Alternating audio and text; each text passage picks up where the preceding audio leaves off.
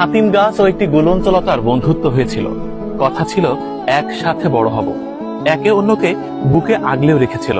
কিন্তু গুলঞ্চলতার মনে ছিল ভিন্ন কিছু। দেখেন ছাতিম গাছটাকে কিভাবে আষ্টে পিষ্টে মেরে ফেলার ষড়যন্ত্র করেছিল এই গুলঞ্চলতা। কেউ একজন এই গুলঞ্চলতার হিংস্রতা দেখে এখান থেকে কেটে দিয়েছিল। কিন্তু অত্যাচারীকে নির্মূল করা এত সহজ নয়। কারোর মনের মধ্যে যদি খারাপ কিছু থাকে তাকে সহজেই দমানো যায় না। তাই পরবর্তীতে গুলঞ্চলতা আবারও আষ্টে পিষ্টে পেঁচিয়ে ধরেছিল ছাতিম গাছকে। ছাতিম গাছ এখন মৃতপ্রায়। এর পাশে আর একটি গাছ রয়েছে, দেখেন কত বিশাল। সম্ভবত ষড়যন্ত্রের শিকার এই গাছটি এমনই বিশাল হতে পারত, কিন্তু পারেনি।